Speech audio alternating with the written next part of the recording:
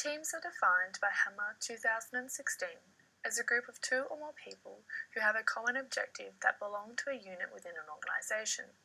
These units can include management, supervisors and employees.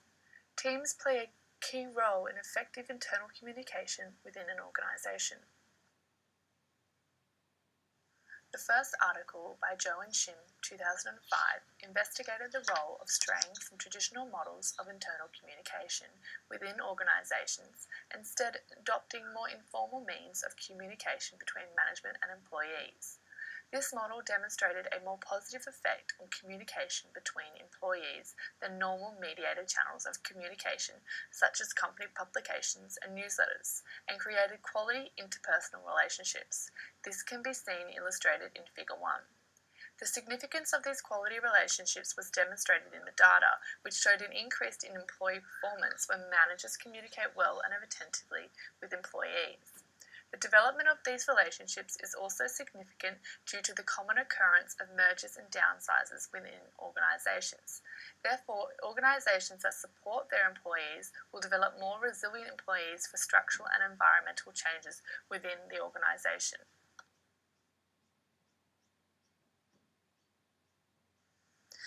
The second article by Mazai, 2014, also examined the role of internal communication within organisations. However, in contrast to Joe and Shim, Mazai identified the role of open oral communication does not just lie within the hands of employers and management, but is the sole responsibility of all members within an organisation.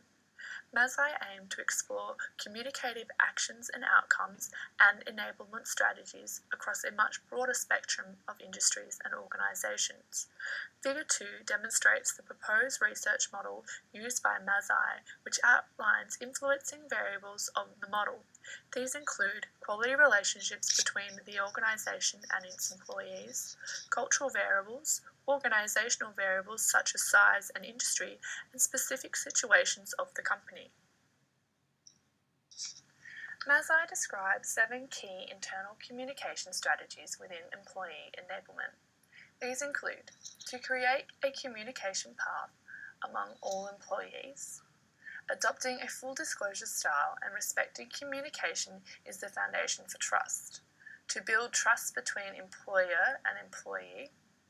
To ensure managers are capable of effective communication and enable employees with correct communication tools. To build accountability for corporate values, employees take responsibility of their actions in both the business and values perspectives. To state mutual benefits for employees, society, and the future of the business. And lastly, to adopt the little practices that motivate employees, as employee motivation underpins communication. Mazai found the most influential strategy of employee enablement was mutuality, as the employee reciprocated behaviours of the organisation, as there was a sense of trust and loyalty felt by the employee to their organisation.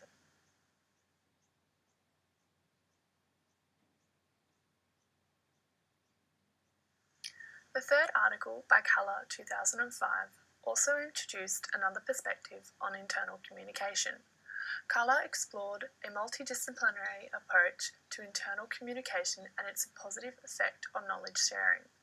The 4 key domains of this suggested integrated approach include business, management, corporate, and organisational communication domains.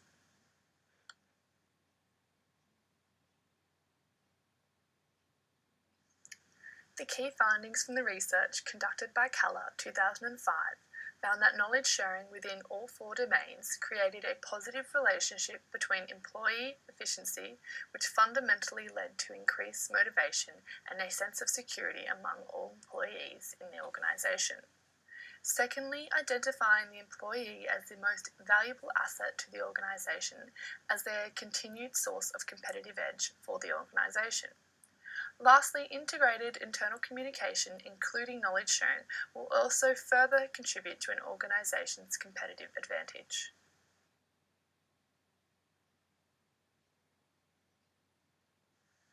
In summary of the literature discussed, the key elements for successful communication include open oral communication that breaks away from traditional models and forges a relationship between all levels of an organisation. Mutuality between all levels of an organisation who share responsibility, values, accountability, and rewards. Quality interpersonal relationships that build trust, encourage, motivate, and support employees. And lastly, knowledge and ideas sharing between all levels of an organisation that facilitate and yield new ideas and innovations to provide a continued source of competitive edge.